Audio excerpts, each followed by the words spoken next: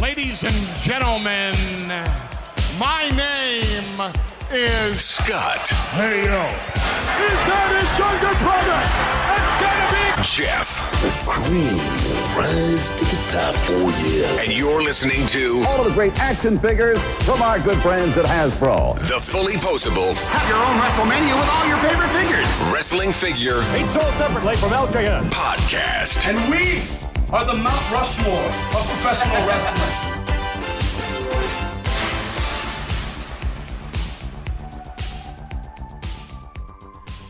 Hey, welcome to episode 226 of the Fully Poseable Wrestling Figure Podcast, the longest running episodic wrestling figure podcast going today. Sitting alongside next to me is my real life brother, not storyline brother, Scott. Scott, say hello. Hello. Scott, roll call. Roll call.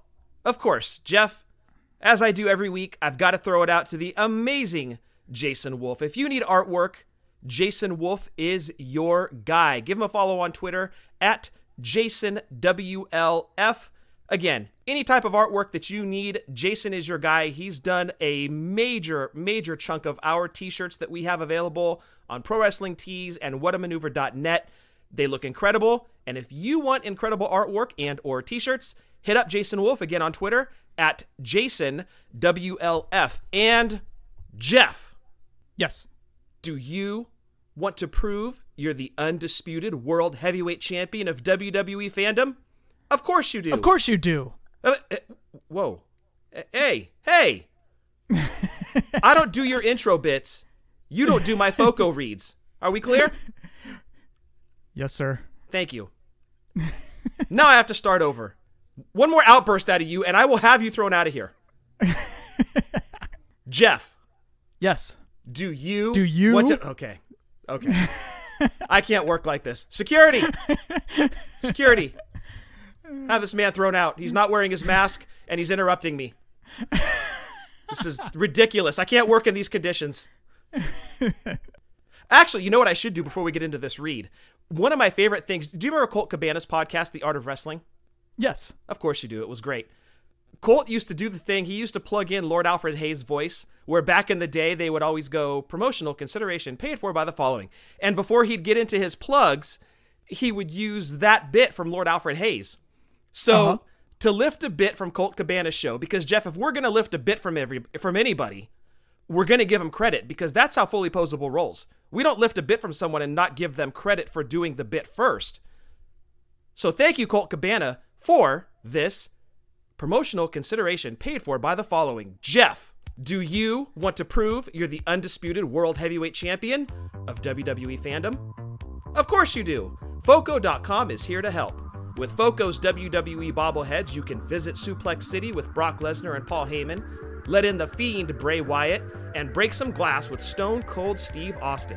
Foco's line of WWE bobbleheads includes all your favorite superstars and legends from then, now, and forever, including Becky Lynch, The Rock, Ric Flair, John Cena, Seth Rollins, AJ Styles, Ronda Rousey, Andre the Giant, and more. These bobbleheads from Foco are handcrafted and hand-painted to depict the biggest names in sports entertainment, making them must-haves for fans and collectors alike. Don't miss out on these awesome collectibles. Head to Foco.com now. That's FOCO.com. One more time, just for you, Jeff. FOCO.com, where at checkout, if you put in code WFP10, load up your cart, and you will save a sweet 10% at checkout using code WFP10. Very well done, Scott. WFP10 gets you 10% off over at Foco. Scott, I'm going to throw it back to the podcast buddies going in reverse. LuchaCentral.com, over there, our first show dropped. Lucha Figures and Facts. Me and Eric Arana did the first show this past week. You can download episode 1 on iTunes or just head over to LuchaCentral.com where you can listen to an array of podcasts over there. Scott, Drunk Wrestling History. Yes, Drunk Wrestling History. We had an episode drop this past Friday. To be perfectly honest, I don't remember which one it is. I think it might be Starrcade 89. I think that's the one that Ed pulled out of our last batch that we had recorded, so I'm pretty sure it's Starrcade 89. which don't expect many kind words, surprisingly. We review it. Give us a follow on Twitter at wrestling_drunk. We've got a t-shirt at whatamaneuver.net. Pretty comfy digs there. Ryan Buds does Trivia with the Buds daily on iTunes. You can download that. About 10-15 minute show of trivia.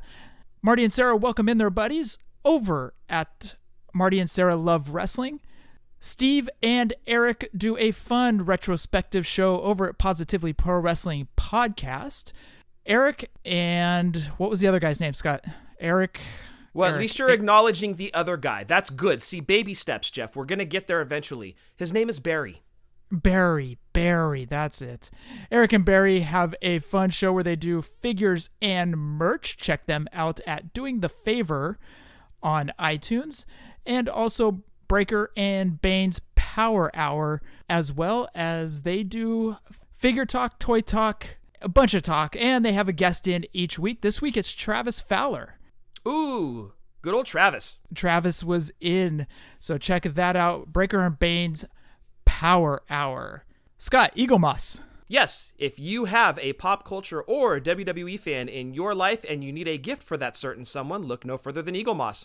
Give them a follow on Twitter at HeroCollector_. They have a ton of properties under their umbrella. You name it, they've got it. They've got a statue for it, a collectible of some sort. We love those WWE statues that they have over there. Current superstars, past superstars. We love the assortment. The statues look great. Full color box, clear window on the front to see the statue through, and a full color magazine on the back of the package. So, again, give Eagle Moss a follow on Twitter at HeroCollector_. And we want you guys to check out Wrestling Toy Tracker. I have been using that a lot lately. In one window, I have Wrestling Toy Tracker up. In the next window, I have eBay. In the following window, I have Mercari. In the following window after that, I have Facebook Marketplace. And I just sit there and laugh at all these prices that are going on right now. So then I just close everything and start looking at starting lineups. What? Really? What? Yeah. Dude, I'm not paying attention to these ridiculous wrestling figure prices right now. This is stupid, dude. This is dumb. You're right, dude. And it's funny because normally like April, May, and June is when the housing market goes crazy because people are looking to move before the new school year starts. But for some reason, the housing market hasn't really skyrocketed like it normally does. But in its place, wrestling figures did. Nobody's buying houses, but everybody's buying wrestling figures. That is very, very true. So, if you are sticking around and looking for those deals for wrestling figures, meaning Hasbro's, LJNs, Retros, Galoobs, Just Toys, Bendums, make sure you have Wrestling Toy Tracker up and start comparing the prices. Make sure you're getting a fair price. I was looking at a Bret Hart carded Series 4 Hasbro the other day. It was mint. And I had Wrestling Toy Tracker up, and they said the average, if I'm not mistaken, the average price for the Bret Hart Series 4 on card was $147, and somebody on Mercari had it for $160. That's not too far off. It's not too far off, and I was just like, nah, I don't really need it. So anyways, I just closed that window and went on looking at these ridiculous prices. So, but if you are sticking around and looking for those figures, check out WrestlingToyTracker.com. So as you guys can tell, we're doing things backwards this week. It's like reciting the alphabet backwards. But we are switching things up this week, just kind of refreshing, just kind of free-flowing it. Scott, this was actually your idea, by the way. Yeah, I hope people weren't like, oh crap, did I accidentally fast forward to the end of the show? Surprise, gotcha. Yeah, just flipping it up a little bit. You know, break the monotony up, keep you guys on your toes, do something a little bit different. You will not be hearing any breaks or anything like that. We're just going to go straight into the news, and news that just dropped. Literally just dropped. And this is regarding Super 7 Series 2 New Japan figures. Tomorrow, May 18th, Series 2 of New Japan Pro Wrestling figures will be up for pre-orders. This wave is going to be all LIJ. It's going to be Naito, as we knew, Bushi, Evil, and Takahashi. No Sonata, which I have a feeling Sonata's going to probably be pushed off to Series 3. Don't know. Don't hit me up in my DM, say, hey, what do you know? I don't know. 4 Series 2 pre-orders, LIJ, Bushi, Evil, Naito, Takahashi, and there goes money out of my wallet right there. No doubt, dude. Mine too. Naito is a must. It's a no-brainer. And Takahashi. He's one of my favorites in NJPW. I think the guy is incredible. We saw him break his neck at the Cow Palace. Super unfortunate incident. Great to see that he's back wrestling again. Full health. Definitely picking that figure up. He also had a crazy match against Ryu Lee, who was the formerly named Dragon Lee, the match that we saw. But his second or third match back, he comes back and he has this crazy match against Ryu Lee, just almost similar to the one in San Francisco. And you're like, okay, he's going to slow down a little bit. Dude, he didn't slow down. He was still taking some crazy bumps, but all four of these figures are getting got. The one I'm most interested in is Evil, because there's so many accessories to Evil's character. The robe, the, I don't even know, his battle axe or something that he comes out with. I don't even know what that thing's called, but it's crazy. And the mask. So there's so many accessories to Evil that I can't wait to see that one. We're excited for Series 2. And again, I'm not a huge NJPW guy, like not like you at all, but I am super excited for Series 2. Scott, and what was some of the biggest news this past week? Legend Series 7 pre-orders did go up on Target's website a day late, but hey, who's counting? Oh, just like the Red Rooster thing, man. I'm like, are they just going to make this a gimmick now? Every time they're like, hey, it'll be on this day, count on it being a day or two later. Honestly, I think Target does not care. Yeah, they give 0 Fs. But what the biggest news was, Sting was removed. So, Scott, do you want to go into that? Yeah, so I guess Sting isn't under a WWE Legends deal anymore, meaning Sting is officially a free agent, which I find incredibly hard to believe. It took forever for WWE to convince him to come to the WWE in the first place, to get that Legends deal, to get that WrestleMania match, to be a part of the WWE family, to be recognized in the Hall of Fame, to be given a ton of merchandise, only to let him walk 5 years later. That doesn't make any sense to me. I don't see how Sting doesn't bring you a return on your investment. So how they could let him leave? I mean, I understand times are tough, sure, but Sting's the guy you're going to let walk? Like, that doesn't make any sense to me. So with that happening, unfortunately, for those of you that were going to purchase that Sting figure, Mattel had to pull him out. And hopefully, once everything gets back to the new quote-unquote normal, whatever that's going to be, WWE brings Sting back under the WWE umbrella, but he could get snatched up by somebody else. AEW could go after him. Impact or TNA could try to get him back under their umbrella, back into their family, because he has history there. But man, WWE losing Sting. I mean, I put him up there with like Ultimate Warrior, the Road Warriors, maybe Hogan to an extent, Savage for sure. But to let him go, there have to be other names that you could have put before Sting. So this is major. This is a big deal. So I wouldn't have done it myself. But again, I don't work for WWE. What the hell do I know? I just don't get it. But long story short, Mattel had to pull Sting out. So those of you that were hoping that Sting was going to be in the Legends line, you're going to be able to pre-order him. Literally at the very last minute, they're like, oh, by the way, there's just 3 figures, not 4. No Sting. What have you been reading on WrestleZone or any of the dirt sheets? Have you heard anything or have you read anything? Nothing. No, just that he's no longer under a Legends deal. So now let the rampant speculation begin. Where is he going to end up? A lot of people thought that he was going to be at the AEW pay-per-view, handing over their new championship to either Cody or Lance Archer, whoever won. But it ended up being Mike Tyson, not Sting at all. So who knows? Maybe Sting is just going to kind of float out there in the wind and wait for the right deal to come along. And if that's WWE, if that's TNA, if that's AEW, who knows? Sting made a lot of sense to be that guy for AEW to hand over the title because of Bret Hart. But they went with Tyson. I get it. Tyson's a huge draw. In my opinion, Tyson's great, and he's doing all those promo videos about a comeback possibly. So good on AEW getting Tyson. I think Sting would have been just as good of a choice. But man, WWE letting Sting go, that's insane. Like I said, there had to be other names on that list that you could have let go before Sting. But maybe his merch wasn't moving. But you got to figure, wrestling figures alone, man, there were more to be made for sure. The Legends one was just another example of a Sting that could and did get made, but we know that there was a run of them. There's definitely a prototype out there.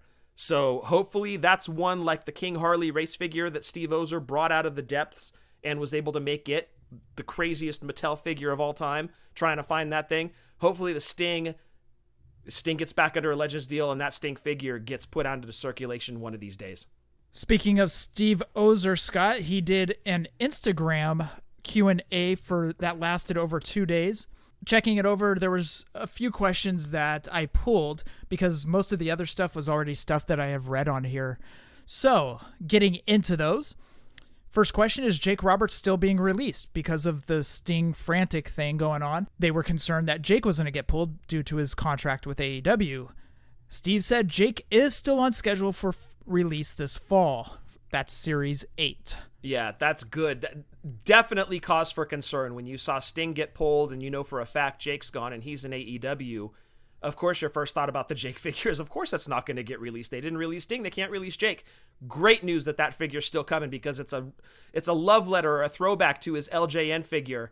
I love that they did that, and I'm glad it's getting a release. Any plans, info for new stars like Hector Garza, Austin Theory, Viking Raiders, etc. would be highly appreciated. Steve said, of course, more first-time-in-the-line figures are in the works. Cut and paste. Yes.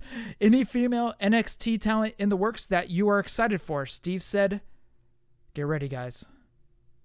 Yes. Any former female talent that would be a first time in the line in the works? Get ready, guys. Steve said, yes. Put it on the board. Yes.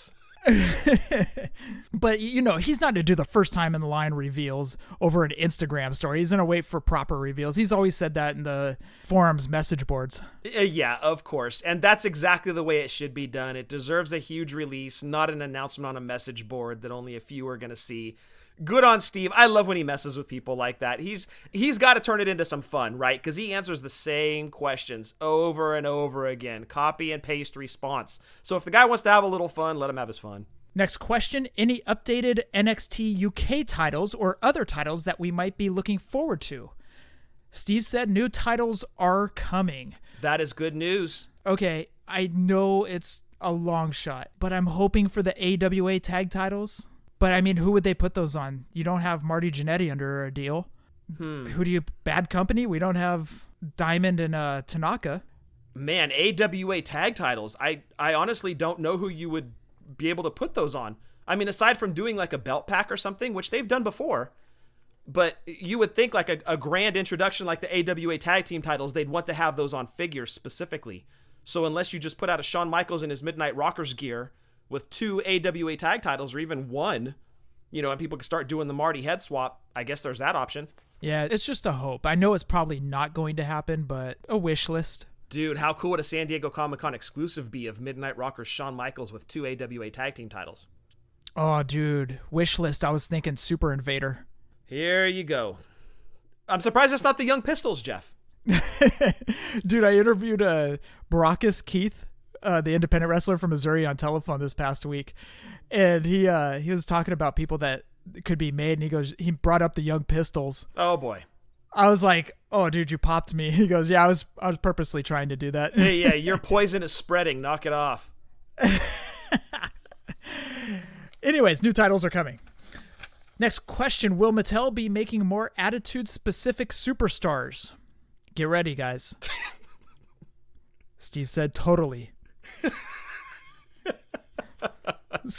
He's a man of many words. We need to scale him back a little bit. He's going crazy here. Scott, I pulled this question just for you. Oh, you're so nice.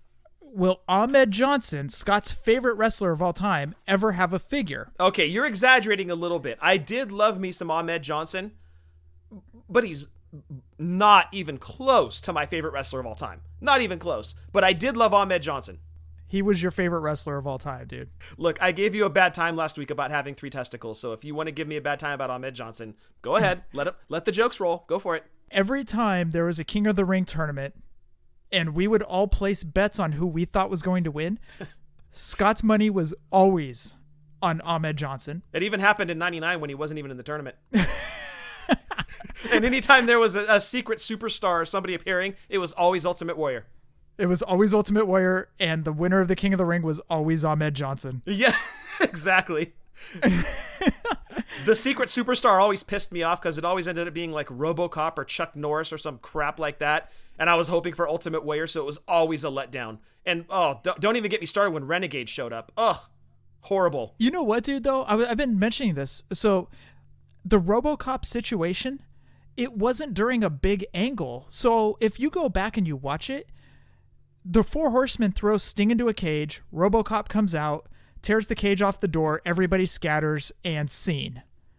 It wasn't during a big moment. It wasn't during a championship match. It wasn't as bad as everybody made it out to be. Was it ridiculous? Yeah, of course it was. But it's not as bad going back and watching it. And it's not because I have WCW goggles on. Trust me, I'm watching a lot of bad wrestling right now. But it wasn't that bad because it wasn't during a big thing. It was just Sting gets thrown in, Horsemen scatter, Sid, Ole take off, and RoboCop tears door off cage, and they move on. It was literally like 5 minutes. Okay, hold on. I think what people got upset about is not only are they bringing in RoboCop, who, for all intents and measures, they could have brought in Luke Skywalker wielding a lightsaber, and it would have been the same thing as bringing in RoboCop. They could have brought in Batman or Superman. So you're bringing a superhero, a fictitious character, into wrestling. Not only this, but then you are having wrestlers run away from said fictitious character like they are frightened for their lives. Now, if you're going to go into the RoboCop realm of characters, if they ran from Ed 209, which if you've seen RoboCop, he's that big robot guy in the first one that blows that dude away on the top floor. It goes crazy. It's bad robot, shoots the guy up. Like if Ed 209 came down to the ring, like yes, everybody in the arena should scatter. Like, that's scary crap right there. But RoboCop, he's programmed not to shoot civilians. And technically, they weren't wielding weapons, so they were civilians. But yet, the bad guys are running from RoboCop? It deserves some crap, dude. That's all I'm saying. All I'm going to say is, has Batman and Superman ever had a song written about them by Anthrax? Okay. Dude, it wasn't RoboCop, it was Judge Dredd. Oh, close enough. Close enough. So to answer your question, no, they have not, but nor has RoboCop. Bring your Anthrax questions to me. Come on. Come on. Back to your Ahmed Johnson question. Will Ahmed Johnson ever have a figure? He was always overlooked. Steve said, copy paste. Are you ready, Scott? I think so. If he were to ever become available to us, we'd get him into the line. If I was in a band, I would have a song title called If He Were to Ever Become Available to Us, We'd Get Him into a Line. You'd be on stage playing and be like, this one goes out to Steve Ozer. About 99.9% of the crowd's like, what? You're assuming you have more than one person in the crowd. Come on. The point one person would be Steve Ozer. Yeah. Like, songs for me? This one's for me? Next question. More Build-A-Figure superstars in the making? Question mark. Steve said you will see a new Build-A-Figure in the next wave of WrestleMania Elites. Excellent. I know that's going to make a lot of people happy. That gets a lot of love, the Build-A-Figure. I don't know anybody that is not a fan of the Build-A-Figure concept. So it's great to see that Build-A-Figure's coming back. Part of me wishes the Build-A-Figure was inside of basic packaging instead of elite packaging.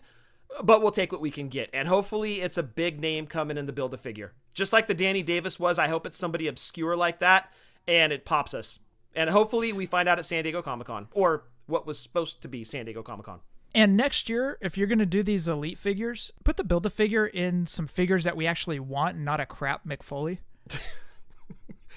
To be fair, it wasn't just Mick Foley that was crap in that series. Touche. That was another thing that Keith talked about. He said that he just purchased Danny Davis for $40, and I was like, well, if you think about it, an Elite's $20. Yeah. 4 figures, that's $80. So you got him for half price. That's not bad. Yeah, he got a hell of a deal on that thing. Yeah, because that's the only reason I bought those Elite, but I got them off Megalopolis for a good price. Nice. The only thing, a little nitpick about the Danny Davis, I wish he was in his referee wrestling gear. But the flip side of that is, for figure photographers, they have another ref to throw in the ring. So that's cool. But man, $40, Keith did really good on that one. Great deal. Next and last question. Will we be floored by someone getting a figure soon? Steve said yes. I think that's a strong possibility. Ooh, who could it be? TBD. Yeah, I mean, with Sting leaving, It's not going to be any version of Sting. We know this. Still sad about that. Man, let the speculation begin. So that rounds out all the news this week. Scott, what do you got for Manscaped? Jeff, flowers are blooming. The grass is growing. And it's time to mow your lawn. Thanks to our sponsor, Manscaped, you can trim the hedges below the belt safely and efficiently. I am talking about ball trimmers. Manscaped is here to make sure your balls are smooth and smelling nice. After all, it's time for some spring cleaning. Manscaped is the only men's brand dedicated to below-the-waist grooming. They have forever changed the grooming game with their Perfect Package 3.0. Precision engineered tools for your family jewels. The Perfect Package 3.0 kit comes with the essential Lawnmower 3.0 waterproof cordless body trimmer and a ton of other liquid formulations to round out your manscaping routine. This third-generation trimmer features a cutting-edge ceramic blade to prevent manscaping accidents. Millions of balls are about to be nick-free thanks to Manscaped's advanced skin-safe technology. Inside the Perfect Package, you'll also find Manscaped Crop Preserver, an anti-chafing ball deodorant and moisturizer. It's starting to get hot outside, and this is crucial so your balls stop sticking to your leg. Jeff, is this where we talk about the meaty clackers? Yeah, my third meaty clacker. Yes. You know what that reminds me of is like those things that the executives always have in their office where it's like a row of metal balls, like 7 of them, and you take the last one and you drop it down and it hits and the other one swings up and it drops back down, and it kind of reminds me of that. Anyway, moving on. And as our treat, you'll find the Crop Reviver, which will keep your balls smelling fresh. Just like spring flowers, Jeff, and not a swamp. Subscribe to the Perfect Package and get a new replacement blade refill for your lawnmower trimmer delivered to your door every 3 months, making sure your trimmer always stays hygienic and clean. For a limited time, subscribers get 2 free gifts: the Shed Travel Bag, a $39 value, and the patented high-performance anti-chafing Manscaped Boxer Briefs, which I can 100% attest to how comfortable they are, as you can, Jeff. One of my favorite underwear that I have, better than the bamboo.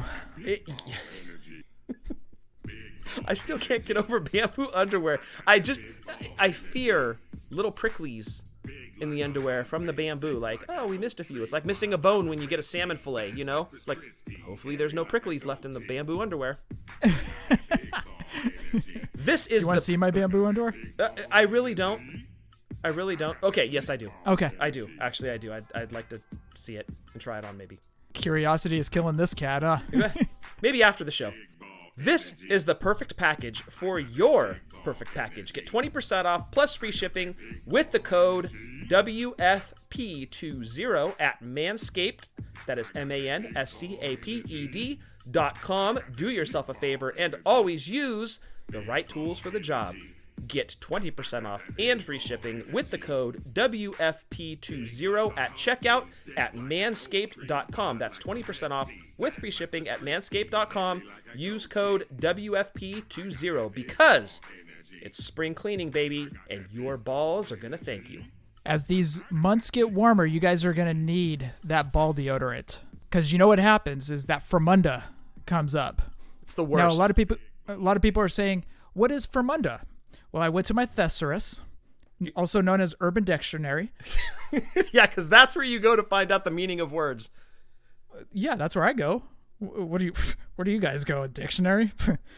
So what is Firmunda? Fromunda. A smell or substance that comes from the buildup of sweat in the area between the balls and the ass, commonly known as the gooch. So, for example, in a context, in a conversation, a gentleman would say, This is great. This is like a spelling bee. Your word is Fromunda. Can you use it in a sentence? Man, I've got some nasty Firmunda building up today. I always thought of it as Fromunda cheese. But you know what helps with that Firmunda is the Manscaped ball deodorant. So go pick some up. Get 20% off your order using code WFP20 820. We do have a quick listener segment as we continue this reverse order. Let's see who our first audio is from. Hey, Jeff and Scott, Mark Caruso from New Jersey here. I'm sending this voice message because I just started listening to the show again. I used to be a listener every week when the show dropped, but I fell off a while back. March 16th, my job was actually shut down due to the coronavirus pandemic, but I still had to go in a couple days a week, and I was the only person there, so I figured let me start listening to the show and catch back up. During that time, I'm up to episode 154 now. It's where you guys are doing the top 10 of 2018. So I just have a couple stories for you guys. I'll try to be as quick as possible, but sorry if this is long. My first one is, one of you guys had said that Sting wasn't very personable when you met him.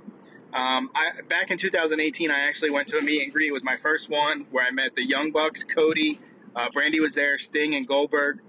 I met them, and I talked to the Young Bucks and Cody for like 10 minutes, and they were excellent guys. And then I was with when I went to meet Sting, I actually asked him in 1997, after he wins the championship, he says "Mamacita" while holding the title. So I asked him what was the significance of that, and he said it was actually a nickname for his ex-wife, and he said some other words too, but they were the nicknames for his children.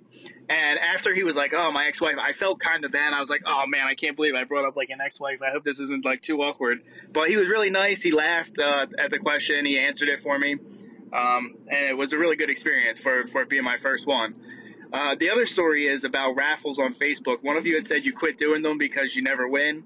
And I was starting to think the same thing. As much money as I was spending, I could have just bought the damn things myself. But I kept doing them, and I actually won two really big ones. So the first one, it was about 200 people were probably in it, and I won a group of about 100 Hasbro figures, which really helped fill in my collection that I was trying to do piece by piece, and I was getting them slowly, but it really filled in the gaps, and it was really cool because it probably cost about $50 for the guy to ship the box to me. My second big win was for one of the hockey tables with the WWF guys with the different sticks. Again, it's a big box, and the guy is from New Jersey that was raffling it. So we actually met up, and we've hung out quite a few times since then, and I'd consider the guy a good friend, and it's all because of the Fig Life community that something like that can even happen. And then I do have one question for you guys. So during this whole coronavirus, do you guys still find yourselves going to Targets and Walmarts and looking for toys? Do you feel bad toy spotting when it's not really an essential item? I've never really been one to care what people think about me as I get a toy and walk up to the register with it, but this was the first time I was holding a bottle of hand soap and a figure, and I was like, oh man, like I hope nobody criticizes me for holding on to this toy while all this is going on. Like I hope nobody calls me out for it being a non-essential item. So you guys still toy spotting? Do you feel bad at all? I guess is really my question, or feel awkward? Maybe is the better question. But hey, I look forward to catching up to you guys in about 75 episodes or so. I look forward to hearing your guys' responses. I feel like I'm talking to the future here by sending this in. But yeah, I hope everyone's staying safe, and thanks. Thank you, Mark, for your question, and welcome back to listening to the show. Scott, I think that was you that met Sting. I think that was when we went to Stockton Con. Stockton Con. Yeah, awkward. Really awkward. It's funny that he brought it up, and I immediately was like, oh God, the Sting thing. Yeah, it was super awkward, and let's just say I'm glad Mark had a much, much better experience than I did. It's not that Sting was rude at all. It seemed like he kind of knew the line was huge, and he was just like, let's knock these out. So I will definitely meet Sting again. I would not let that deter me from ever getting another Sting autograph. In fact, not to jump too far ahead, but it's possible that I might have another Sting figure coming to my collection, one that I would absolutely want to have Sting sign. So let's hope my next experience is better and matches up more to what Mark had with Sting. Yeah, although you did get a beautiful, beautiful autograph out of that experience. It was that 2-pack, the Then, Now, and Forever with Warrior and Sting. Yes, and while I'm not a huge fan of the Sting figure in that 2-pack, mostly because he's wearing the shirt, it's incredible. And Sting signed over his figure, and he wasn't supposed to do this, but I asked him to do it, and he signed, and I asked him to do it after the awkward exchange. I'm like, what do I have to lose at this point? He wrote Blade Runners across the top of the package, which I thought was awesome. To those of you that don't know, Sting and Warrior, before breaking out and being huge single stars, were a tag team, and their name was the Blade Runners. And so I had Sting sign that on the 2-pack, and he had no problem with it, signed it, handed it over. And yeah, Jeff, it's one of my prized possessions. I absolutely love that 2-pack signed. When Mark mentioned raffles, that was me. I gave up on raffles a long time ago because I was just not winning anything, and I was literally dumping a lot of money. In fact, there were numerous raffles in belt collectors that I was dropping a lot of money to try and get the 1986-87 title that Hogan wore at WrestleMania 3. That specifically, I tried so hard. I was putting money down in raffles for the main raffle so I could get more numbers in the main. It was ridiculous, dude. And I never won. Celeste tried. She never won. And it just got to be way too much. And it was just like, I give up on these things, man. And kudos to the people that do win. Congrats. We're happy for you guys. Like Mark just said, he got to backfill a lot of his Hasbros in some raffles, and he's met which will probably be a lifetime friend. So that's awesome to hear. Those are great stories coming out of the raffles. Dude, the hockey table. Holy crap, that is incredible. And in the box, dude, nice score. But yeah, like he said too, Jeff, he was almost ready to give up because he was spending as much as just going and buying the figure that he needed. And in your case, you spent so much money trying to win that belt, you could have put a down payment on having one made. So yeah, it's all luck, right? It's like playing a slot machine in Vegas or wherever, and you just take your chances, and you're going to win some, you're going to lose some, but some people win never. And so that was you, and you dropped out of it, but that's great that Mark had better luck. That's, dude, that hockey table that he won, it was Remco, right? I think they made it. Yes. Yeah, that is incredible. Great score. And last, we aren't doing any, or at least I'm not. I don't know about you, Scott. I think you're doing more curbside pickup. Everything that we do is curbside pickup, yeah. Oh, okay, yeah. I'm not doing any unless I'm at Target. So like 2 weeks ago, Celeste and I went to Target to get some groceries. And of course, I ran over to the toy aisle to see what they had. And of course, the pegs are bare over there. I mentioned that on the couple shows ago where it was looking like the Seth Rollins and Kevin Owens Ken doll figures, the 12-inch Mattel figures or whatever they are, and a Sheamus retro. And that was, and the Breezango Elite 61. But that was it for me. So a lot of finger poke of doom, but I can't even say finger poke of doom because as Scott and I touched on last week and a little bit earlier in the show, prices are just asinine right now between eBay, Mercari, Facebook Market. Everybody thinks they have gold, and it's I mentioned this to Mark on this past week's telephone. It's like, okay, that's cute. Put your Series 1 Razor Ramon BCA away. It's not worth $50. Come on now. Settle down, Beavis. Scott, how about you? Are you doing any or? No, but if I am in a store, I have no problem, since I'm already there, going down the toy aisle, and if I find something, I'm buying it. So there's nothing wrong with walking up to the register with hand soap and a figure. You're there anyway, you may as well look. But as I've mentioned multiple times, I can't really go out and about and be around people and bring it home because my mother-in-law and her poor health, I can't chance it. So literally everything is Instacart, curbside pickup, anywhere I go, like food or whatever, it's either drive-through or it's run in, pick it up, and bounce. So it's very, very limited contact by design. But if I do have to go into a store, absolutely I'm going to go look. If I'm there already, I might as well. But yeah, everything is online for me, Jeff. Any figures I'm buying, because it's great. The DOD series, the Walmart exclusive, you can pre-order. The Legends are up for pre-order on Target, so there's no reason to have to go hunt those down, really, unless you're looking for Elites, which they don't do pre-orders on. You have the chance that you can actually find those on their website. So if you're hunting Elites, you got to go to the store, but if you're looking for the specific series, the exclusives like the DOD or the Legends, luckily you can pre-order those online. 75 episodes he has to catch up to us, so when do you think he's going to actually catch up to episode 226? Well, my guess is if I had sent a question in knowing they were going to read it that week, I would jump ahead. Listen to the episode, and he's going to be like, what in the hell did they do to their format? Like, this is the one he jumps back into. Like, wow, this is an episode from the future. No, I would guess he's going to listen this week and then go right back and catch up from 154. If he does follow suit and just go episode by episode, I think it's going to take him about... Oh, man. So an 8-hour workday, if he listens to us every single day for 5 days a week, 8 hours a day, I can't do math, Scott. Help me out. Let's go with end of August. All right, sounds good to me. Yeah, let's go with that. Mark, we look forward to you hearing your question at the end of August. Or thereabouts. Yeah, or around there. Thank you again, Mark. Scott, next question comes in from Christopher Dean. Hey, Jeff and Scott, hope you are all well. Quick question. What are the figures Mattel needs to do before they finish up, whether after the current contract or a new one? For kicks, no obvious ones like Rock and Roll Express or Midnights. Young Pistols. I assume those will get done. I hope. Have a little fun with the answers. For me, I'd love to see Cyndi Lauper. She's a long shot, but she has good place in WWF history. I'd love to see her packaged with Captain Lou Albano, but I'm not sure if they'd sell. Let me know what you guys would want. Take care. Scott, who would you like to see Mattel tackle before their contract is up?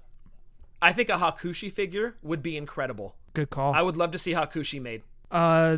Super Invader. I think that's the second time you've mentioned his name on this show. It is. Oh my goodness. By the way, do you know who Super Invader was played by? Was that Billy Jack? No, that's Hercules. Very good. Very impressive. Thank you. Black Blood was Billy Jack. Seriously, I would love to see a Slick. I think more managers are needed, especially those 80s managers. Yeah, we've had that talk a couple of times, Jeff. Absolutely, they need to make those 80s managers. 100% agree. And Christopher called it with Captain Lou, exactly. And we do want to preface, if he were to ever become available to us, we'd get him into the line. This one goes out to you, Steve Ozer.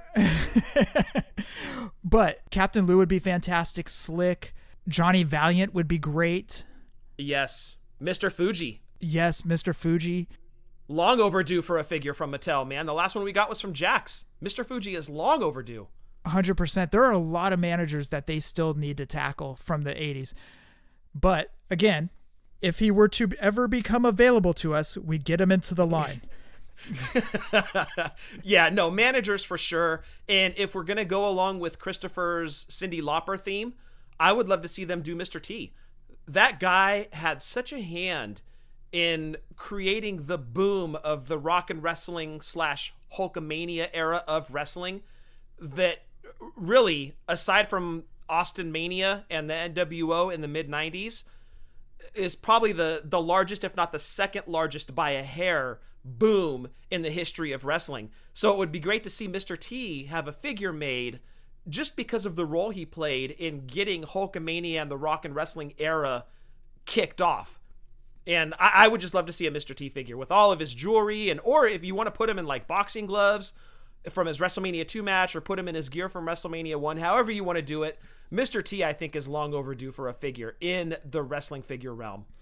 You know what, dude? I don't want to undersell your Hakushi call. That was a fantastic call on Hakushi. That is a guy that would be deserving of a Mattel Elite. Hakushi's problem, and he was after Hasbro, but before Jax. So we didn't even stand a chance of getting a Hakushi figure. Jax never made him. So Mattel should absolutely take a stab at the guy. The guy was incredible. And I mean, the tattoo work on him, everything, like the guy was made to be an action figure. So Hakushi would be my pick. If I could only pick one name, it would be him. Then I'm going to echo your manager's pick, the 80s managers, because they're long overdue for more figures, and Mr. T to piggyback on Cyndi Lauper from Christopher. Also, I do want to preface that Hakushi has had a figure before, but we're talking mainly for Mattel Elites regarding Christopher's question. Well, Hakushi's figure was in Japan, right? Correct. Okay, got it. What about a tag team? So he said Rock and Roll Express and Midnight Express are off the table. Do not say Young Pistols, or I will reach over this microphone and choke you, sir. Z-Man and Johnny Gunn.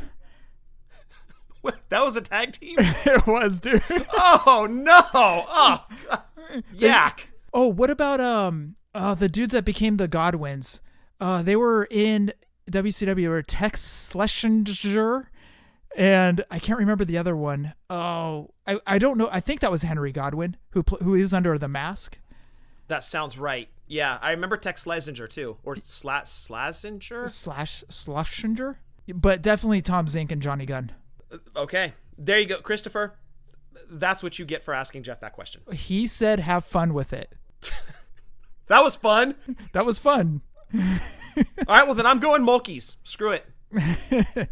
And of course we didn't take the easy answer of Owen Hart. Everybody wants an Owen Hart figure, especially with the Dark Side of the Ring episode coming up next week. Everybody wants Owen Hart. I don't think we're ever going to get an Owen Hart figure, barring a miracle reconciliation between WWE and the Hart family. You know what? Honestly, if you said just say tag team, British Bulldogs, obviously. Oh, for sure.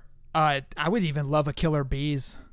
Yes, Killer Bee. That's exactly what I was going to say. Is we haven't had Killer Bees since Jax, and I would love to see Mattel take a stab at those. And really, like, I hate going back to 80s so much, but those 80s figures were just so colorful and over the roof characters, and just that's my jam. So I always go back to that. Like, give me more figures of that. The more I can have from what LJN put out, even Hasbro, I would love it. I would absolutely love it. Gosh, other tag teams? Not the Mulkeys. Definitely not the Mulkeys. I would say, you know what? Not to dip ahead too far on what we're going to talk about next. I would like to see more Road Warriors figures. More Demolition figures. Because as we talked about, I think it was last week, those figures just continue to escalate in value and shows that people still want to buy those figures, but they can't. So the ones that are available, as you mentioned, Jeff, several times on this show, the figure values continue to skyrocket. So if you want those figures in your collection, you got to pay 10 times what they were on the pegs. It would be great if Mattel put those figures back into circulation. This one goes out to you, Steve, once they have the rights to do the figures. Thank you, Christopher, for sending in that question. Scott, last question of the week comes in from Josh Thompson. Hey, Jeff and Scott, JT here, back with that weekly question. Since Mattel can't do it due to retail, do you think AEW should do a Matty Collector-like line for the wrestling figure series? Down the line, when COVID-19 is no more and everything is back to normal, I would really like to at least see Wicked Cool Toys put this on the option table. I'll admit I'm biased, but I do think there's a market out there for exclusive wrestling figures that are not just expensive because they're in very limited quality, but expensive because they go all out on the bells and whistles. But what do you guys think? Absolutely. Anytime you can do an online only option, I'm 100% on board. You tell us what time, you give us the website, and we are there. Easy. No questions asked. I'm all for it. 100% all for it. I would love an online only collector driven site and line of figures to follow that. I would be a huge fan of it. Be it play sets, be it figures, you name it. I'll even buy a Pharaoh, but give us that option for sure. I hate that Mattel did away with it and would love to see Jazzwares bring it back. Absolutely. Especially with how well Hasbro Pulse is doing. Yes, for sure. That just screams like there's money to be made right there. Hasbro Pulse is doing fantastic, especially with the G.I. Joes, right, Scott? Yes, and we're going to get to that. But since they're doing so well over there, you kind of would look at maybe doing another Matty Collector type thing and saying, okay, let's give this another go. Let's give this another shot. If I was part of Mattel, I'd be like, yeah, let's turn that back on, see what we can do. Yeah, we know Mattel's not going to do it, though. Steve has pretty much made that clear. So I would love to see Jazzwares pick it up. And like you said, Jeff, there's money to be made there for sure. With the collector-driven, online-only option, absolutely there's money there. That rounds out the listener segment. Scott, you want to do a fun little thing. It's called If You Had $500. What's the meaning behind this?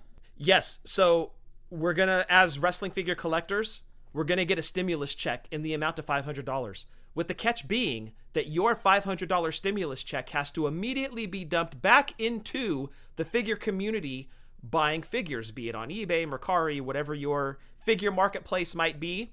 You've got to sink that $500 back into the market. So what would you buy? Would you go current stuff? Would you try to fill holes in your collection? It's all up to you.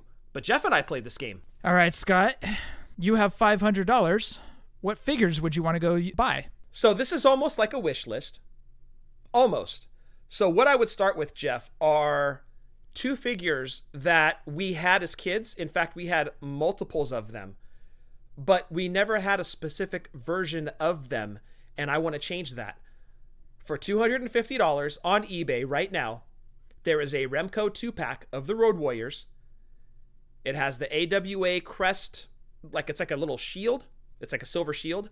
But the difference between those Road Warriors and the Road Warriors that you and I had is the Road Warriors that you and I had did not come with tag team belts. We had the versions that just came with that little silver shield. And the Road Warriors, they had all their accessories like the chaps and the dog collars, but they did not have tag team titles. So I would fix that. I would buy the 2-pack mint on card of the Road Warriors with the shield, with the tag team titles.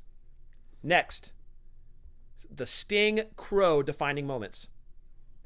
I'm figuring about 75 on that. Given the current market, it seems to be fluctuating between 60 and 120. It's kind of all over the board on that right now, and I think a lot of that has to do with Sting bouncing. So we're not going to be getting more Sting figures from Mattel for the foreseeable future. So the Sting market is starting to spike a little bit.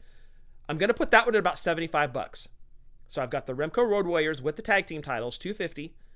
I've got the Sting Crow defining moments. These are all mint on card or mint in the package for $75. So I'm up to $325. Next, Ricky the Dragon Steamboat defining moment. And I'm putting him at $100. And finally, for $75, rounding out my $500 stimulus check going back into the community, I'm picking up 2 figures that I kick myself for not buying about 3 years ago. And that's the Then, Now, and Forever Natural Disasters with the tag team titles mint on the card. I take it they're going for some money right now? Actually, I can buy the pair of them for $75 on eBay. And that's mint in the package with their tag belts. Sounds about right. Yeah, I really kick myself. Dude, I saw those things on the pegs for days. And every time I saw them, I didn't have it in the budget to pick them up. And I was like, damn it. I wish I could buy those. I want the Natural Disasters because, as I mentioned earlier, I always like to get guys that are from the LJN or Hasbro era. And I thought it would be cool to get them and open them up and have them in my loose collection. And I just never got them. And now I'm looking, and loose, I think, is in the $40 or $50 range. And I'm like, and a lot of them are damaged. So I'm like, screw it. I may as well just get them mint on the card and open them myself. So that rounds out my $500 stimulus check. When you posed this question to me, there's a lot of figures I'm looking to go backfill. One of them was mentioned on this past episode of Telephone that Keith got the Dustin Rhodes Galoob, and he got it for $150. Oh, that's awesome. Not a bad deal at all. Were all the fingers intact? Everything's good to go. Everything's pristine on it. And what kills me, dude, is I remember almost pulling the trigger and getting that figure for $65. Oh. 2 years ago while I was trying to get tickets for Double or Nothing. No, I apologize. All In. When the very first All In Chicago show. But I ended up not getting it because somebody beat me to the punch. They got it for $65. They got the Dustin Rhodes for $65. So Keith said he paid $150 for it, so I'm going to assume $150. So I'm down to $350. It's a nice check mark on the Galoob checklist. Exactly. Next 2 figures. 2 weeks ago, actually a little bit longer, you sent me something where a guy was selling WWF LJNs, and he had Kamala Pristine priced for $100, and he had Slick priced for $50 pristine. I wish I would have jumped on those, and I wish I would have picked those up, but when things were going down, when you sent that over, there was a lot of question marks regarding the job because elective surgeries got turned off. So I didn't feel comfortable spending $150 on those 2 figures. But knowing what I know now and elective surgeries are getting turned back on and job security is there, I would have purchased those 2 figures. So I would have picked up Kamala and Slick for $150. Now I'm down to $200. This is where it gets tough. I have looked into more UK Galoobs, mainly the Steiners. Okay. Loose, but they're over budget. A lot of people are overcharging on those. And they're just repaints. Yes. Ugh. See, that's where I have a problem. For the money that you're going to spend, is a repaint really worth it? Like the Sting UK version, okay. The one in the jacket that almost is like a mirror image of his OSFTM. Okay, that's a whole new mold. That's a different paint scheme. The whole bit, he's got his ring jacket on. I can warrant the money for that.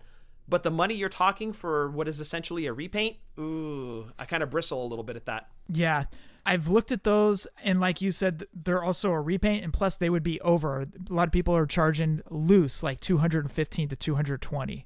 So what I was thinking is I would save that $200 and be happy with the 3 figures that I just got. Whoa. You're not playing this game fairly, sir. This is my game now. You don't know how happy I am to have that Galoob and to have those two LJNs. You have no idea. Like, you wouldn't even try to get a loose Remco? No. Oh. No, I wouldn't. I've thought about maybe, you know what? I'll play fair. Thank you. I'll get $200 worth of Jakks Deluxe Classics because those are on my checklist. Those are figures that I do want to start picking up.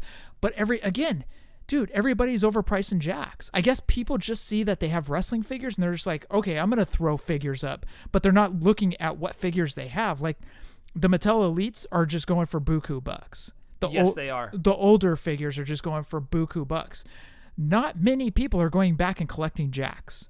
Very few people. Everybody I'm talking to, they're like, I guess I may pick up a couple Jakks Deluxe Classics or Jakks Classics.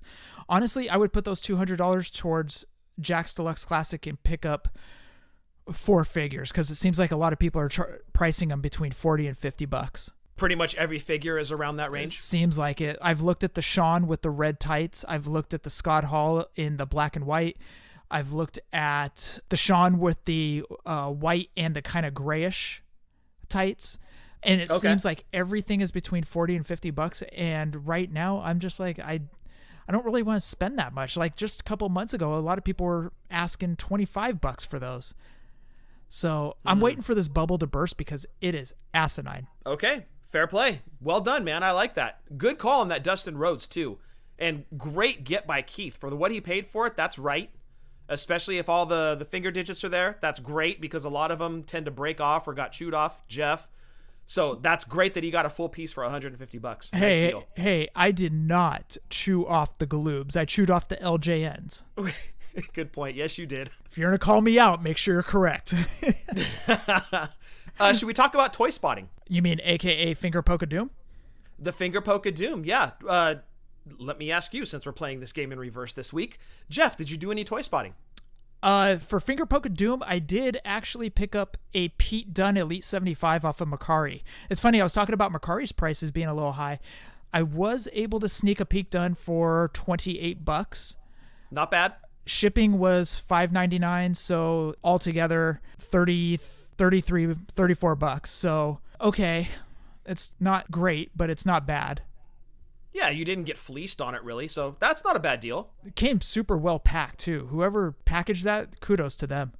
Nice. So, that is my Finger Poke of Doom. Also, I got the Legend Series 7, by the way. You got all 3? Did you get multiples of anyone? No, I didn't. I was tempted to get the Bobby multiple. I may go back, depending on my next paycheck, I may go back and get another Bobby. Okay. But I did get all 3. I ended up getting the Razor. I like the deco they used, the color, that blue color they used. I know it's a repaint, and I'm just like, but that blue looks so good, it pops. Yeah, it's his WrestleMania 11 outfit. Yeah, so I ended up getting that. It was one of those begrudgingly add to cart. I was like, I don't need it, but I'm throwing it in the cart right now. So I looked at the Razor figure. I also did the pre-order on the Legends. No big surprise there. I made it very clear I had to have that Bobby figure in my collection. So I also went on to Target, waited the extra day for them to finally put the figures up. And then I played the game of, I'm getting 3 figures. Am I going to get multiples of someone? Or am I going to buy one of each?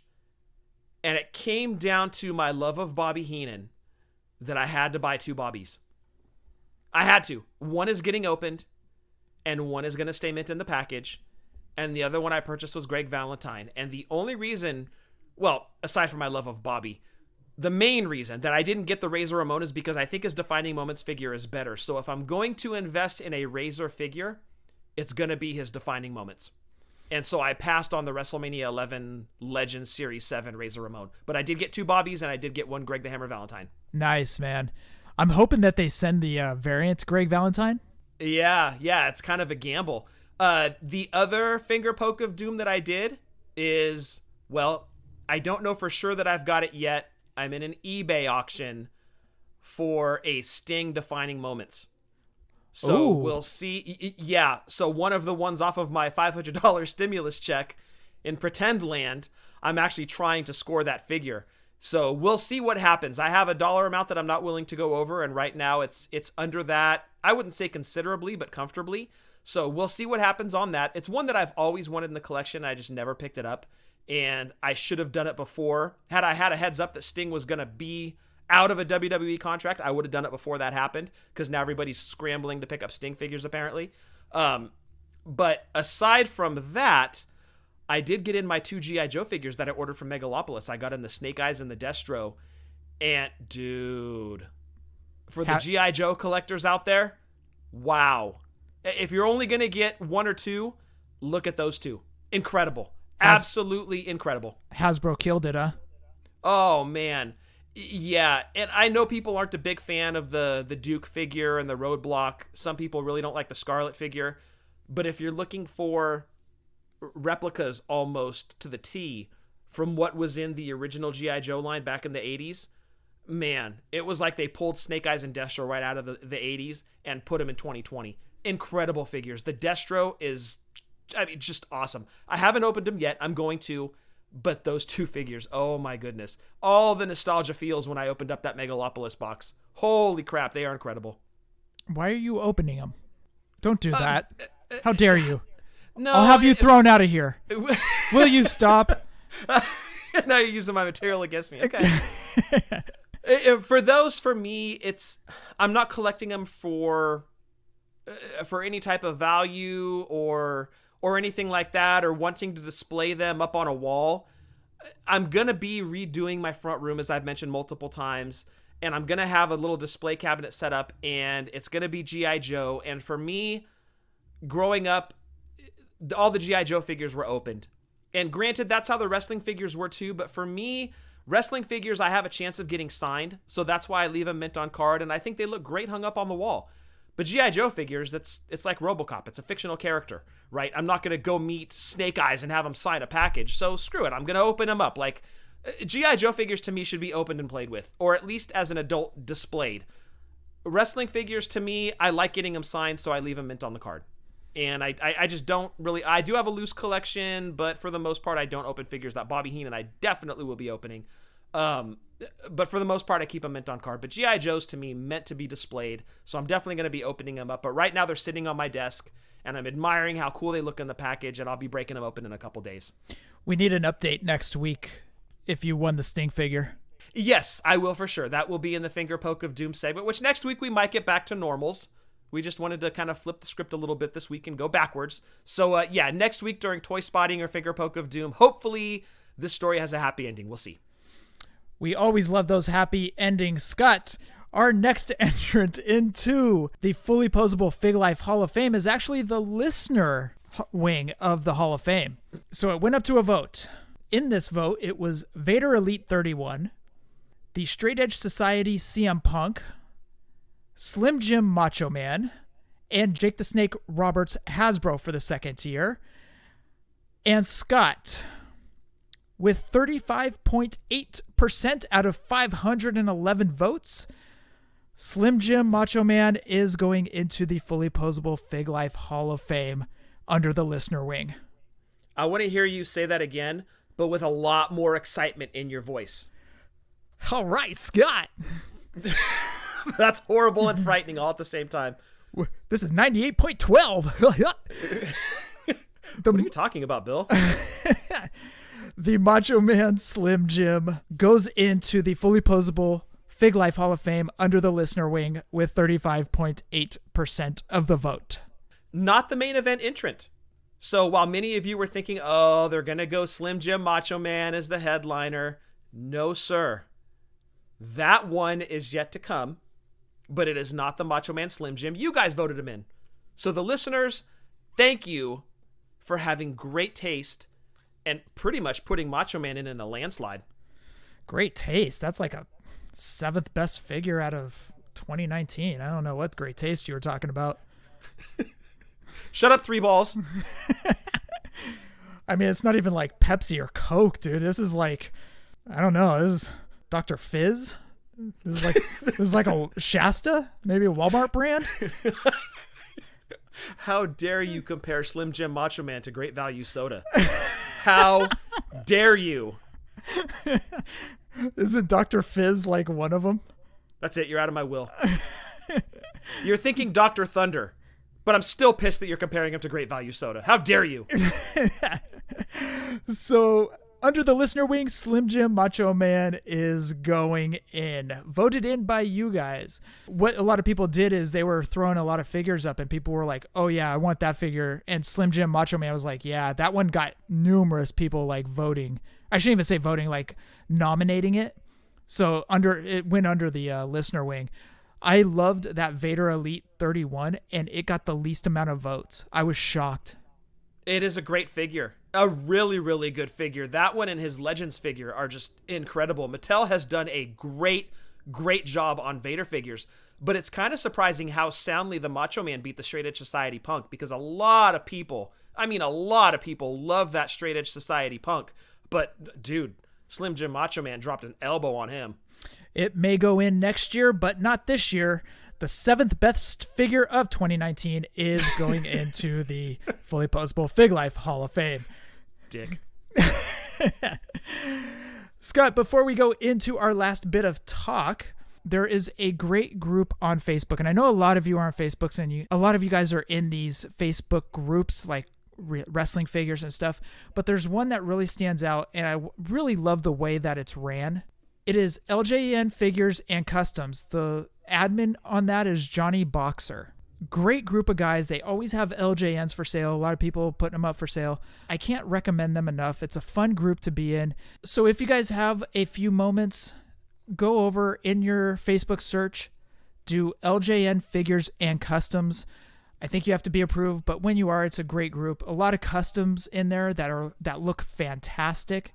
So if you guys got a moment, head on over there. LJN Figures and Customs, a great, great Facebook group. And kudos to Johnny Boxer for putting that together. Okay, Scott, are you ready to talk about Chris Jericho's Kiss band? Yeah, how cool is that? Chris Jericho started a Kiss cover band. And in Kiss font, so you got to picture the Kiss font, the name of the band is Quarantine with a K. Awesome. Just great. The best part about it is Jericho's Kiss cover band doesn't do all Kiss songs. They strictly stick to 80s Kiss.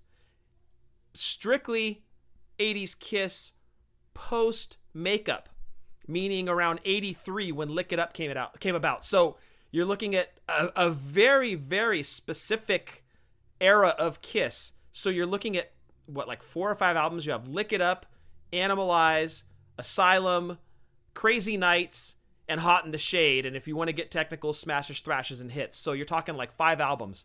And they only cover songs off of that. I don't know how long it's going to go. I don't know if they're going to release an album. So far, they've got a video up for No, No, No, which is off of Crazy Nights. I love it. Your podcast partner on the Lucha Central, Jeff, Eric Aranya, he's the one that posted it earlier, and I was like, holy crap, this is incredible. Jericho, who is a great frontman, is the lead singer. It's his cover band, and I think it is awesome. So huge thanks to Eric to pointing this one out. I wouldn't have known about it otherwise. My co-host on Drunk Wrestling History, I sent him the link, and he's like, oh yeah, I knew about that.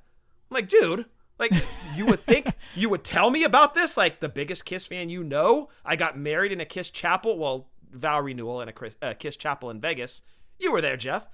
I was. Dude, you'd think I would want to know this information. He's like, oh, yeah, I already knew about that. Like, you ass. Like, dude, tell me next time. I had to find out on Facebook. But, yeah, just awesome, awesome. If you are a fan of Kiss, specifically that era of Kiss, which doesn't get a lot of love on their playlists and concert, definitely check out Jericho's cover band Quarantine. Do they do Beth? No, because Beth was makeup. Oh, so it's okay, non-makeup years. Yeah, only non-makeup years, and specifically like 80s. So you're talking like 83 to, I think, Hot in the Shade came out after Smashes Thrashes. So yeah, 83 to 89, which I think that encompasses 4 or 5 albums. So it's very specific. Beth was off a Destroyer, and that was in makeup. So it's only non-makeup Kiss, which I think is great. Okay. They've really pigeonholed themselves, but okay. Well, dude, if you and I know anything about pigeonholing themselves. Hey, let's start a wrestling podcast, specifically talk about wrestling figures. Yeah, well, we did a wrestling podcast that, one, got lost, and two, didn't sound the best. No, it did not. But to our credit, we were 3 people using 1 Yeti mic. So of course it was going to sound like crap. We sounded like a bunch of marks. Holy crap. Yeah, we did. Well, let's be technical. I'll start with a warm open. We'll just start with conversation like we're breaking into somebody's talk. Yeah. And last, Scott, you wanted to talk about Dark Side of the Ring this past week. I'm sure everybody that listens to this show knows how big of a Road Warriors fan I am. Loved them since I started watching wrestling, and those guys were superheroes. And I was looking forward to this episode more so than any other episode Dark Side of the Ring has done. And it lived up to the hype. It's my favorite one so far, but don't listen to me. I'm biased. Go watch it for yourself. It was incredible. They told a great story, and yeah, they left a lot of stuff out, much like The Toys That Made Us has to cover, man, how many different toy manufacturers that have made wrestling figures across how many different promotions of wrestling figures across how many years. They had a huge story to tell within 45 minutes. So, of course, stuff is going to get left out. There's a whole petition. I think Animal started it to do a part 2 of stuff that was left out. Super informative. Very, very sad. By the end, I mean, I'm not afraid to admit it, I was almost in tears by the end. It was so sad hearing Hawk's friends talk about how much they loved him and how he was getting his life turned around and on the right track, finally, and then his life was taken from him. And it's a tragedy. It really is. And it's essentially the rise, the fall, and the almost redemption, you could call it a redemption, of what I consider to be the greatest tag team in the history of wrestling, the Road Warriors. I loved the storytelling. I thought Animal was great in it. I loved seeing Scott Norton. Paul Ellering, I mean, gosh, that dude is such a storyteller. But if I had a nitpick on Paul Ellering, here's my inner nerd coming out. He talked about the He-Man cartoon with the Legion of Doom. Yes. That wasn't He-Man. That was the Super Friends. But aside from that, the nerd in me was like, wrong, actually. But I had to tone it back. It's whatever. We can excuse Paul Ellering for getting He-Man and Super Friends confused. The episode itself, fantastic. They did a great job of telling the story of the Road Warriors / Legion of Doom. It broke my heart, that SummerSlam 92 bit, dude, that Hawk was so messed up they couldn't hit the finish. He's lucky he got the motorcycle to the ring. Just heartbreaking, the path that he was going down.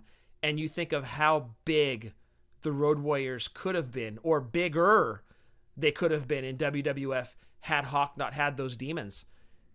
They could have ruled that tag team division for who knows how long. And the thing with the Road Warriors is, and Cornette has talked about this on his podcast, you didn't pin the Road Warriors. The Road Warriors did not take a clean pin. Like, to see the Road Warriors beaten was, oh my goodness, it's like seeing Hogan pinned, like, and probably less so. Like, when you saw something like that, it was like seeing Halley's Comet. Like, you just do not see it. It's like a once-in-a-lifetime thing. So you just think of how big they could have been in WWF had Hawk not had those demons. Unfortunately, he did, and they told what I thought to be a great story. And you actually had read Animal's book, Jess, so you already knew about the SummerSlam 92 bit. In fact, we were talking about that with Travis Fowler. I had no idea, and I was watching it with my wife, and she was like, we need to go watch that match now. And oh man, how tragic. Just, you think of the heights that they did reach and how much higher they could have gone had that not happened. But hey, look, it did. And for me, it doesn't deter from what they accomplished and how much they still mean to me today.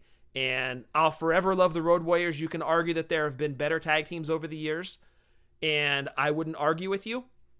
That's just my opinion. And they are the greatest ever. I would probably put the Dudleys in at number 2, considering how decorated they were. But man, what a great episode. But again, I'm highly biased, so go check it out for yourself if you haven't seen it yet. So I knew a lot of that stuff because I read Animal's book.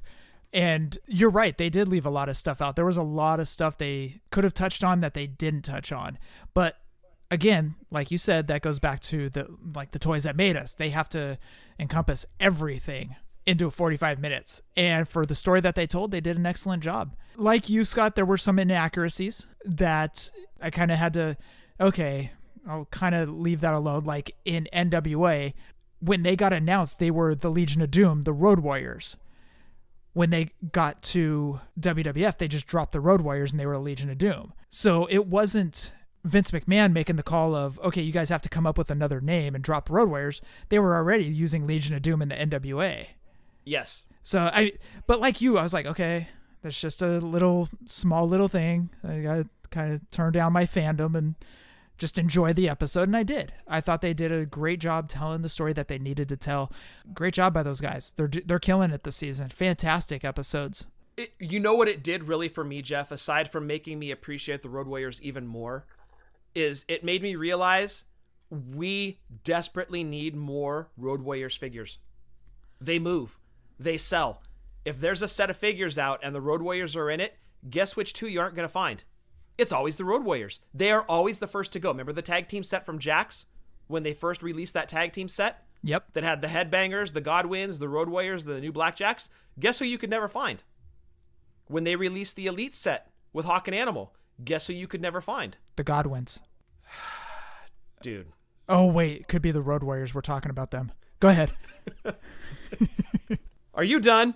Sorry. My point. Hell of a host I am. Yeah. Yes. My words exactly. Put on your clown mask. Even the blue shoulder pads warriors in the battle pack, even those were hard to find. And the Road Warriors didn't go in blue very often, but even those sold. It just goes to show Mattel really needs to get the ball rolling, or get with WWE, do what you got to do. There's demand for those older figures, and absolutely demand for more Road Warriors figures, because it's been years since we've had the Road Warriors in a set. They need to come back. We need to get more figures made. And look, if Mattel can't do it under the WWE umbrella, I hope one of those other figure vendors that are out there right now making wrestling figures, be it Storm, be it Super 7, be it Boss Fight, be it FTC, somebody's got to pick up the Road Warriors and make figures of them, because there is a huge demand, especially now that Dark Side of the Ring episode hit. Huge demand for Road Warriors figures. The demand is always there, but when you put an episode out, it's going to go up. So somebody's got to pick up that Road Warriors license. And if I had to pick, like if somebody said, hey, Scott, who do you want to make them? Right off the cuff, I'm going to go Storm Collectibles. They just have the body type for a Storm figure, and with all of the accessories that Storm can throw into that package, I'd love to see Storm take a stab at him. If they were ever to become available to us, we'd get them into the line. No, you're 100% correct about Storm, dude. It needs to be Storm. If not Storm, Super 7. Take Mattel out of the equation. They can't make them because they're not available to them. Storm or Super 7, please make it happen. We need LOD figures. That's the bottom line. Is it's been too long. It just feels like it's been too long. When did those blue shoulder pads ones come out? 2015, 16, around there, Scott? Yeah, around there. Look, it's been way too long. Somebody has to jump on that license. Go talk to Animal. Go make this happen, because honestly, Mattel just scratched the surface of what they could do. There was so much more that they could have done, and we would have eaten it up like cereal. We would have been all over that. Absolutely. Shoot, you could put just random face paint on those guys. And you give us an AWA version, an NWA, even those are pretty close, but the makeup changed a little bit to the WWF or WWE years. So many different directions. Just don't give us LOD 2000, please. But so many different directions they could go with them. And yeah, somebody's got to pick up that LOD license, man, because we need figures. We've had the Micro Brawlers. Let's not forget those. 2 sets of Micro Brawlers. But we need wrestling figures, and somebody's got to pick up that Road Warriors license. Scott, that rounds out the show. What we want you guys to do is, things are starting to open back up right now, and a lot of these small vintage toy shops, we've promoted them before. We want you guys to go, what was the thing we were doing, the $1 Million Man Cash Mob or something like that? Yes. Okay, let's kind of kick that back up. Let's go support these small little vintage toy stores that may have been hurting during the times that they had to be shelter in place or shut down. When these stores start to open back up, let's go support these guys again. Let's go purchase something from these small little vintage toy stores. Let's go do that. I think that would be cool to see people go back into those toy stores and grab something, even if it's a little beat up Hasbro or LJN or something like that, just something cool to support these small little independent stores that aren't big box stores like Walmart and Target, but to get something cool from these little vintage toy shops. So something like that. No, I 100% agree with you. The mom and pop shops, those are the ones that they're going to need to love when everything starts to reopen back up. So let's show them some love. So Scott, that rounds out episode 226. That was like the Fully Poseable remix. We flipped it and reversed it. Like we just turned it upside down. Wait, at the remix edition, like Chappelle doing R. Kelly type thing? Yeah. What? How are you going to make a video about pissing on someone? Scott, anything else? Fig Life since 2016. Everybody stay safe, stay healthy, and happy toy hunting. I want to thank everybody for listening to episode 226. Hashtag Fig Life. Adios.